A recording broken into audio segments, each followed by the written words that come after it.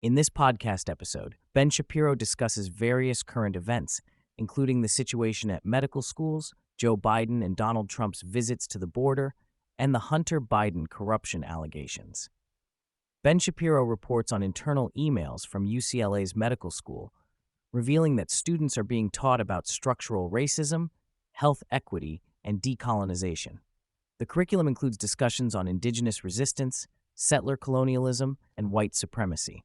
Students are encouraged to listen to podcasts covering unscientific topics and are taught to treat patients differently based on race. Shapiro criticizes this approach, stating that medical schools should focus on teaching medicine rather than promoting social justice ideologies. Joe Biden and Donald Trump recently visited different parts of the border. Biden's visit to Brownsville, Texas, was criticized for his physical appearance and lack of action on the border crisis. Trump, on the other hand, visited Eagle Pass and called the situation a Biden invasion. Trump blamed Biden for the surge in illegal immigration and highlighted crimes committed by illegal immigrants. The media attempted to downplay the border issue by blaming both sides, but Trump emphasized the need for strong border security measures. Hunter Biden testified in a closed-door session, claiming that he was high or drunk when he sent a WhatsApp message implicating his father in a financial transaction.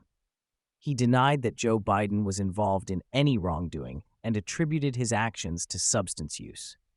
Shapiro points out that the most damaging evidence against Hunter Biden comes from his own statements, including messages about financial transactions and family dynamics. Despite media attempts to downplay the corruption allegations, the case remains unresolved. Speaker of the House Mike Johnson signed a temporary spending bill to prevent a government shutdown. While some Republicans criticized the decision, Johnson defended the move as part of the appropriations process. He emphasized the need to break the cycle of omnibus spending bills and work towards budgeting and spending reform. Johnson's decision reflects a balance between short-term political considerations and long-term goals for the Republican Party. Shapiro criticizes the Biden administration for its handling of the conflict, accusing them of prioritizing political gain over national security. He points out that Biden's approach of appeasing Hamas in hopes of achieving a ceasefire is misguided and ultimately detrimental to American interests. Shapiro argues that Americans do not like to see their allies lose, and by allowing Hamas to claim victory, the administration is undermining American credibility and emboldening terrorist groups. The discussion then shifts to the role of the media in shaping public perception of the conflict.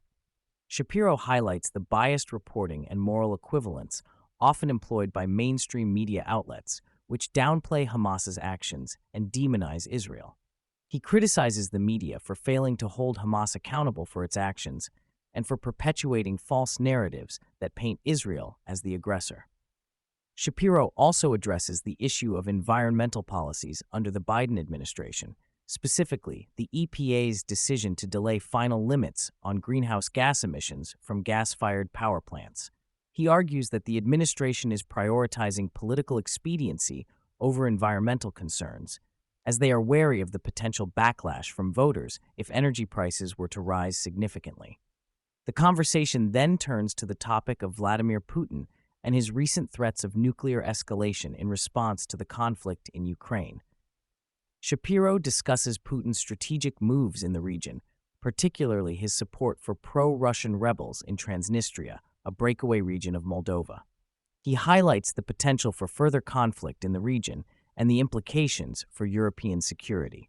In the final segment, Shapiro addresses allegations of sexual harassment and assault against rapper P. Diddy Combs by a producer on his latest album. He points out the hypocrisy within the rap industry, where individuals who engage in misconduct are often shielded from accountability. Shapiro emphasizes the importance of holding individuals accountable for their actions, regardless of their status or influence.